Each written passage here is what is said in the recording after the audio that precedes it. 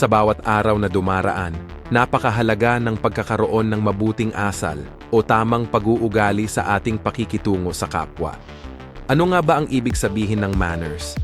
Ang manners ay mga alituntunin o gabay na nagsisilbing patnubay sa wastong pakikitungo sa ibang tao. Ito ang nagpapakita kung paano tayo gumalang, nagbibigay respeto, at nagpapahalaga sa damdamin ng iba. Sa simpleng pagbati ng magandang umaga, paghingi ng paumanhin, o pagpasalamat, na ipapakita natin ang ating malasakit at kabutihang loob.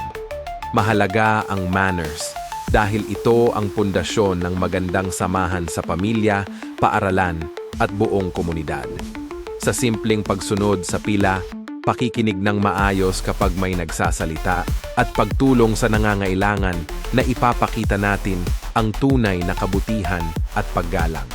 Hindi lamang ito tungkol sa pagsunod sa mga patakaran, kundi tungkol din sa pagpapakita ng malasakit, pag-unawa, at respeto sa bawat isa.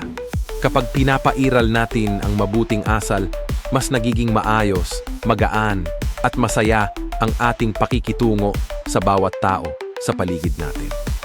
Kaya naman, mahalagang ugaliing isabuhay ang tamang pag-uugali araw-araw upang maging mabuting halimbawa sa iba at mapanatili ang pagkakaisa at kapayapaan sa ating lipunan.